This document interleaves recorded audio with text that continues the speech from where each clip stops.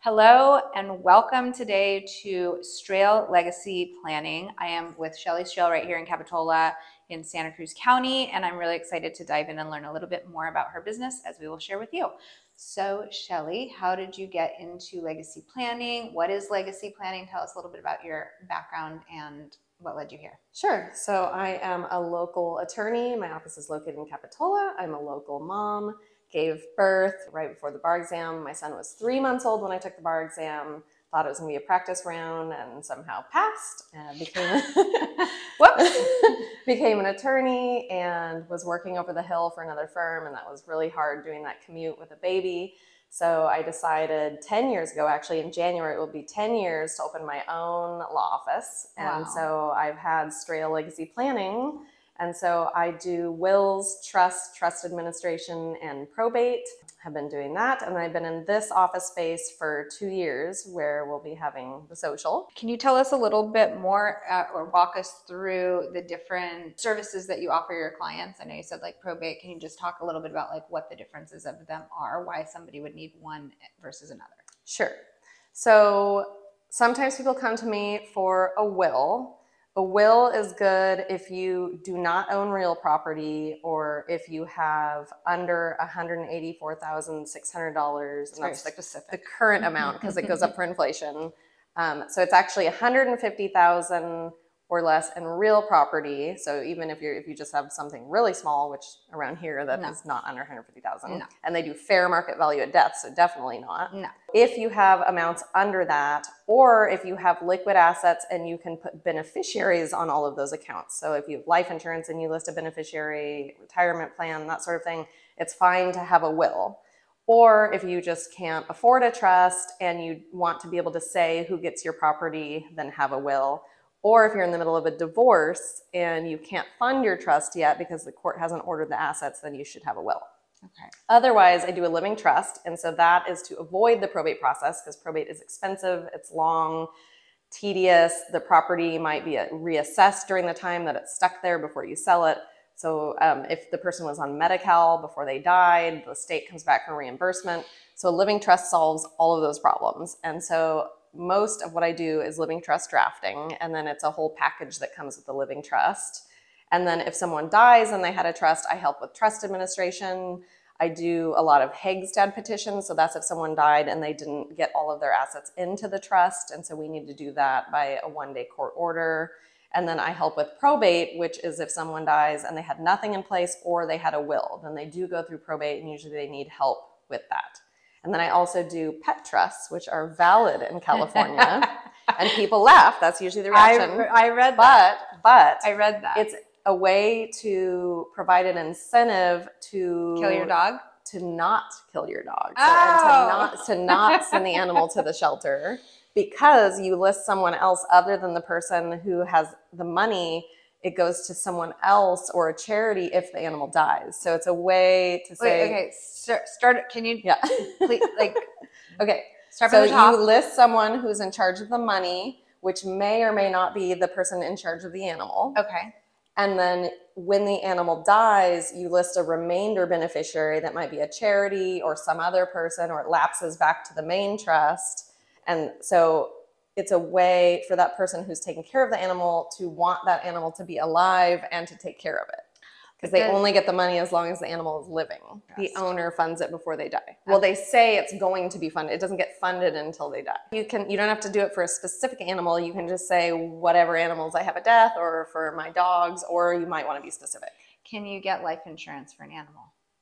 You cannot list the animal as a beneficiary, but you could certainly have the life insurance pay to your trust, and then you still have a set amount of money that goes to the pet trust. So, but I mean, like if I have a dog or a bunny, and I want to put a life insurance policy on the bunny, can I do that? No. Okay, just clarifying. As someone who has excelled academically throughout your education, how do you apply your dedication to learning in your practice to provide the best possible service to your clients? Well, as attorneys, we're required to do a minimum level of continuing education. So I do the minimum that I have to for my license. But then also I just like to go to different conferences. So I try to stay up on being a part of different conferences. There's a big conference that I go to in Southern California every year that's really great about all the current laws and changes in estate planning. And then I'm a member of Wealth Council, which is actually a network of attorneys. And so they provide my drafting software. They provide a network that if I need a document recorded in a little county in Missouri, I can reach out on the forum. So we have a forum to communicate with each other. And then I can also just choose a list of attorneys if my client wants to reach out. And then I know, at least that they have a minimum level of competence, that they have good software, and that they focus on estate planning instead of just choosing a random person in that county. Mm-hmm. And then locally, we have the Estate Planning Council, where we stay up to date on changes locally for education. And then I'm on the executive committee of the Solo and Small Firm section of the California Lawyers Association. And we actually create content for education and for solo and small firms. So not just in estate planning, but also for solo lawyers. Like, do you have a mentor or somebody, like say that you have a really complex file and you feel pretty confident that you can navigate your way through, but do you have somebody, because you are a solo attorney, that you can call and just be like, hey, what do you think about this? And how does that work as far as like client attorney privileges and secrecy of? If there's something really complicated, then I just don't take it. I'll just refer it out because I don't handle anything where it's really complicated with estate tax. Mm-hmm. And so I would just, because I have a network, I would just refer out to attorneys that handle that, because I don't want to even work on something where I don't already know it and know how to handle it. But there are certain things in estate planning that I just don't do. So I work with another local firm, another attorney in town, that I feel comfortable handling one aspect of it, and then I'll work with them to handle that part of it. Got it. In a field with many estate attorneys, what sets you apart? Why would somebody choose to work with you versus another option? In my field, especially when I go to events of the California Lawyers Association, and there's a lot of attorneys that work in bigger cities, they make jokes about me and my practice that I do pro bono for rich people. What does that even mean? So my process is much more thorough than other estate planning attorneys. So there's a lot of attorneys that you go in for one meeting, they figure out your assets, what you want. It's at that meeting, they might send you a draft of the trust, and then you come and sign and you take it and you're done. And it's kind of, what did you sign? What is it? So my process is I have an initial consultation where we just dive into your assets. I pull title on real properties. I go back to make sure there was no error in the previous documents. Do we need to transfer it to community property or leave it as is, or maybe it already is community? So I really dive into the specifics of the assets. So the initial consultation is just that. Maybe also, what is your overall goal in doing this? But mainly, let's talk about your assets. Mm-hmm. Then I give questions that can be done online, and I have a design meeting. And so then the design meeting, and it can also be done by phone, is just decision making. So who do you want to be in charge of this? Who's going to be your pet trustee for your pet trust? $1 million question. So that's just about decision making. I make sure that they understand all of the legal terminology, because it's not easy to understand. So we go through the terms. Do they understand it? Do I understand what they're trying to tell me? And so we make sure we're on the same page. And do they like their decisions? So we really go through decision making. Then we have an in-person draft meeting, or it can be done by Zoom, where we go over a draft of the trust in depth together. We skip to all the sections that aren't boilerplate language. And so, did I spell everything correctly? Is that the right date? Do you like how it reads? Do you want to change your mind?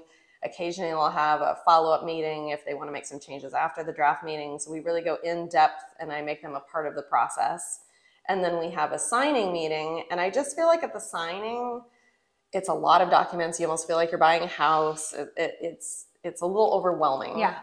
And so I have a review meeting after that. And so in between those two meetings, I scan everything so they get an electronic version of all of the documents. I have an electronic version. And then the review meeting, it's optional if they'd like to invite the successor trustee of the trust to attend that meeting. Oh, interesting. To get an introduction to everything. And then I create a to-do cool. list. I haven't heard that yet. I like that. Yeah. Because usually it is so private and quiet and but if you're asking somebody to be a part of after your death care, that's really smart. I like that. Yeah. Genius. And so then we go over the documents together, and then I make a to-do list for the surviving spouse, and I make a to-do list for the person who's going to take over when they're gone, make sure they understand at least the initial, and even if the only takeaway is I need to contact an attorney and a CPA, well, at least they'll be able to issue spot when something comes up. Right. And then at that meeting, they take all of the originals, and then if we have any funding issues on the trust, we still do that. And then I offer a complimentary client maintenance program where they can check in as often as once a year. Most clients do it every 3 to 5 years, but I don't want this to be something that you do once and you remember 20 years later, oh, maybe I should look at that, and all your decisions are people that shouldn't be in those roles anymore. Maybe you did it when your child was a minor and they're not a minor anymore. The tax laws change over time. So I just want it to be an ongoing conversation so I want clients to feel comfortable checking in with me. And then if they actually want to make changes after the check-in, then that would be my hourly rate. Yeah, and actually another comment that these Los Angeles litigators, they're the ones that told me that I do pro bono for rich people. Another comment they made is they said, remind me never to take a trust litigation that you were the drafting attorney, because I guess one of their go-to arguments is that the client didn't understand what they were signing. No, so they have many opportunities to understand it and have their questions answered. I like that. That's good. You're thorough. Can you tell us about a particularly memorable case that you took on that ended up being more complicated than you had anticipated, but you're able to navigate through to a successful outcome for your clients, and you're just like, yeah, that feels good? It's like every case. Every single case? It makes me laugh when this is kind of a joke at estate planning, when someone says, I just have a simple estate plan, and I just have a simple estate, because there's always something that comes up. Yeah. And so everybody has something. Yesterday, I was going to create the documentation to put a woman's manufactured home into her trust, and discovered, because I'm like, something doesn't seem right in these documents that I'm looking at, that when she paid off the loan, they were a company from another state, and they didn't know what they needed to do with the Department of Housing, and so they just didn't do it properly and lost all of the original documents. And so had to get on the phone with the Department of Housing, and someone there had to walk me through how to transfer ownership to my client, because she didn't actually own the property. Oh, wow. So before we could even transfer it to trust, we had to, and she thought she owned it. Yeah. And that bank still owned it, even though she paid off the loan. Wow. That's crazy. So, and that's just one of many stories. I can't tell you. I mean, I have so many clients, when I pull title, that I discover there was some error in the previous documents. Where I have one client that she bought a house with her brother, and they thought it would be a good idea to put it in their deceased parents' trust, which just can trigger all sorts of problems. And so we have to do a rescission deed to make it go back to them owning it, so they can put it in their own trust. Oh, wow. And so they didn't know that was not a good thing.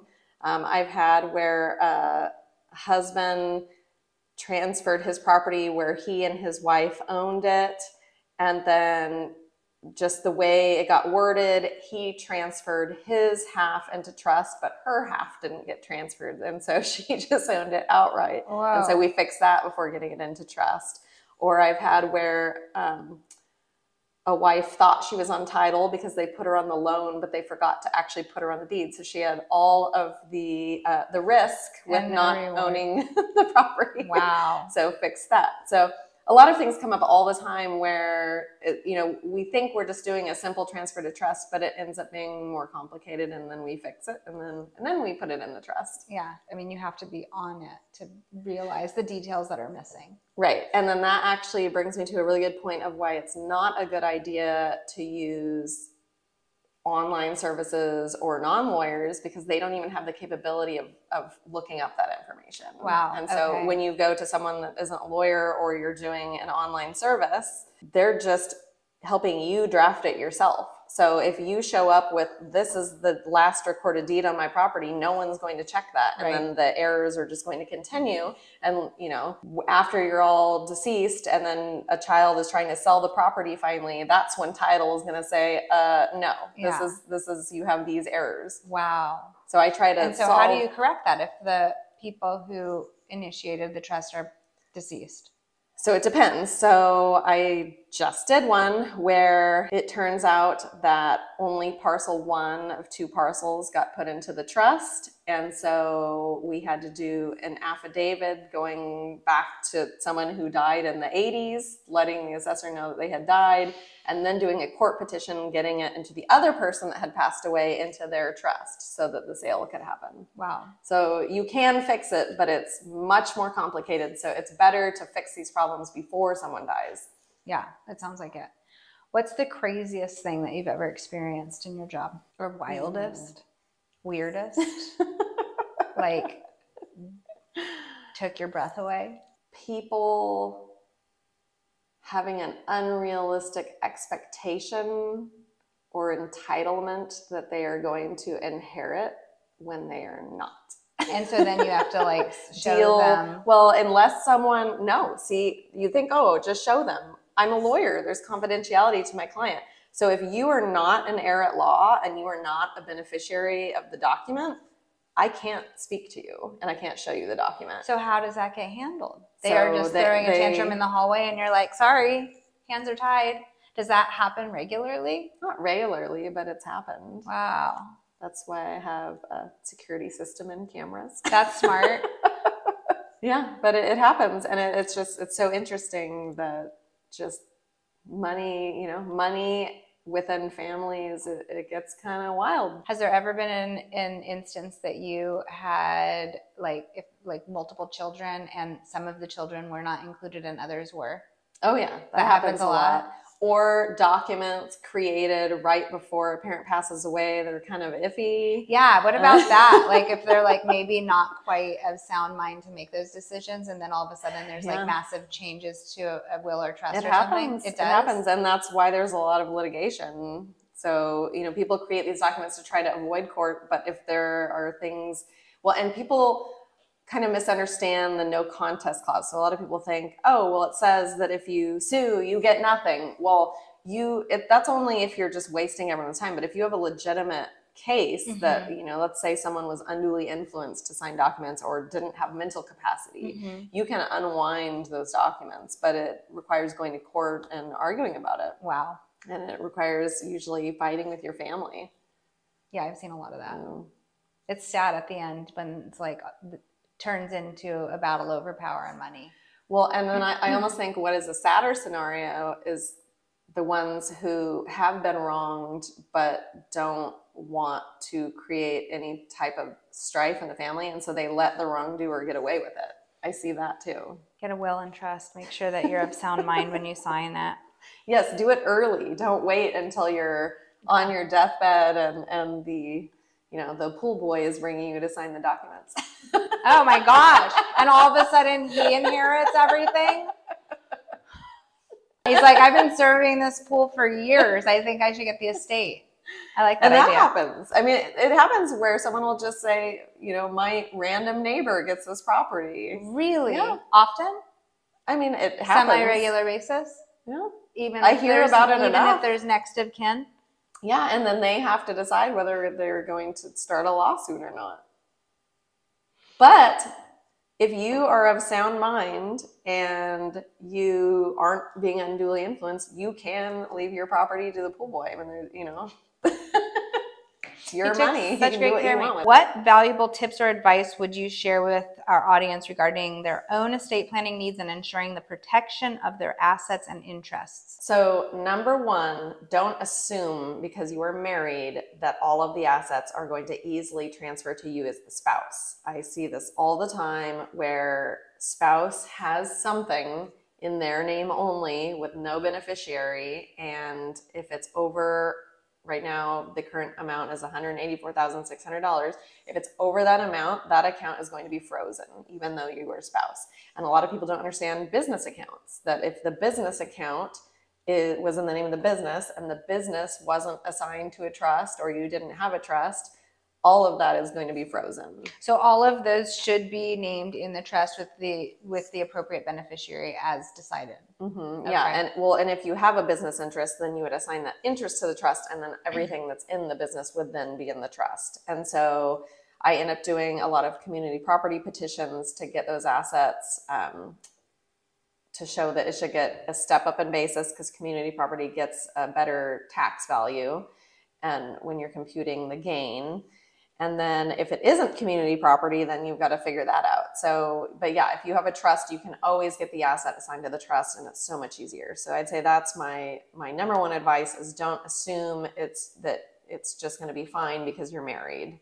And then the second is get a living trust. So if you own real property, if you have minor children, minors can't inherit. So a lot of people think I have life insurance, so my child is going to be perfect if something happens to me. No, it's not going to pay to that minor child. And if you list an adult to inherit on behalf of the minor, that adult can steal that money and there's no legal recourse. But if you have a trust and you list the trust as the beneficiary, if you list that same person as trustee of the trust and they steal the money, then they can be sued. So there is legal recourse. Wow. So it's protecting the money for your child. So living trust, that is really the number one way. By a professional.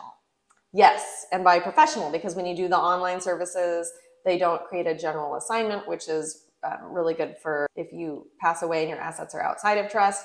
They don't help you fund the trust. And so a lot of people don't understand that they need to get all of their assets into the trust and done properly. Yeah, so work with a professional that goes through everything so you have made the right decisions, that you understand your decisions, and that it's done correctly so that you avoid all of the court process. Wow. Okay, got that? Call Shelli. Have you ever had to call somebody and said, like, hi, this is Shelli and so just died. You don't know them, but you just inherited $1 million? So I haven't seen that, because I feel like usually when people don't know where they want their property to go, they leave it to an organization or a charity. They don't usually choose a random person.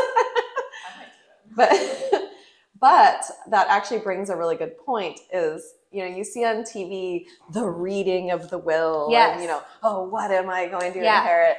That's not a real thing. Oh, so, it's not? No. It always excites me. I'm like, what are they going to get?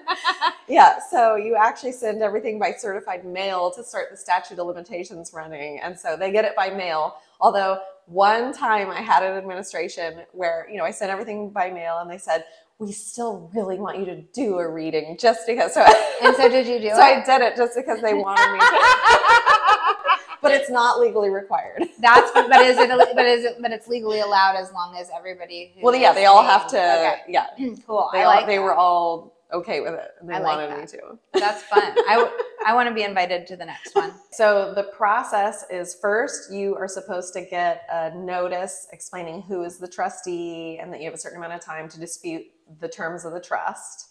And then you get a copy of the trust. So you get to look over, this is what I'm getting. Then you go into the phase of the accounting. So you either waive your right to a formal accounting and get the money sooner, or you get a formal accounting and it has to balance to the dollar. It has to show where all the money went. And the trustee has to account annually unless you waive it. And if you waive it, they still have to provide an informal accounting, but not a formal accounting.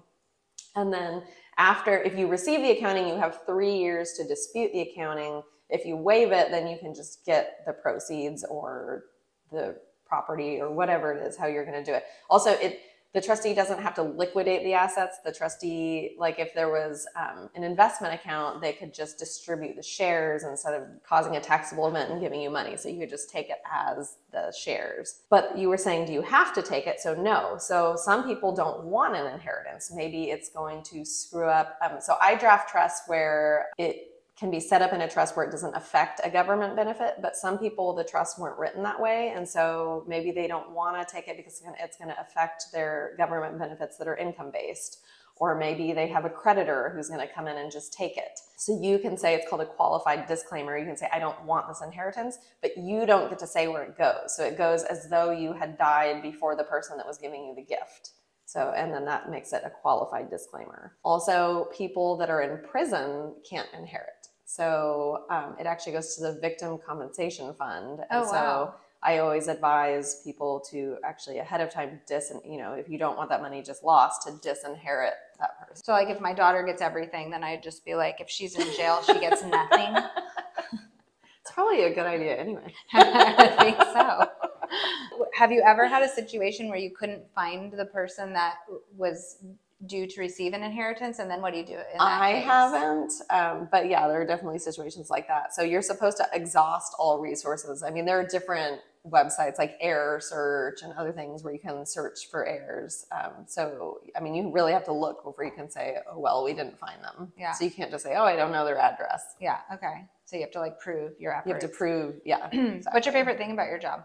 Interacting with people. And so I don't do anything contested. So I don't go to court and argue against other lawyers. So my job is really, I get to know people. Mm-hmm. I make friends with a lot of my clients, and I just do my best to draft their wishes. But I would say probably one of the reasons I have more meetings than other attorneys is I love dealing with people. Yeah, so you can reach me at 831-621-2165 or send me an email. My email address is Shelli, Shelli, at santacruzestateplanning.com, or you can go to my website, which is just santacruzestateplanning.com. And I have intake forms that you would have to fill out. So email is probably always best, or you can call, but leave your email with the receptionist so I can send the intake form. And then I offer a complimentary consultation for will and trust packages. For trust administration, it is my hourly rate. For if you're just a beneficiary and you want to know your rights, that's my hourly rate. And then probate, it's actually set by state law what I can charge. So that's going to be actually free the entire time until I get paid at the end. Wow, that's generous of you. Thank you, state. All right, I think that wraps it up. Thank you for tuning in. You heard it here. Strahle Legacy Planning, Shelli Strahle. Although, if you want to mispronounce my name, a friend of mine says I need to change the pronunciation to Shelli Strahle. That's how I want to say it. Strahle is actually the way you really German. pronounce it in German, but he says I should change it to Shelli Strahle, and then I need to change my marketing to Better Call Strahle. Better Call Strahle. No, Strahle Legacy Planning. You heard it first from Shelli. She will take very good care of you. I highly recommend her.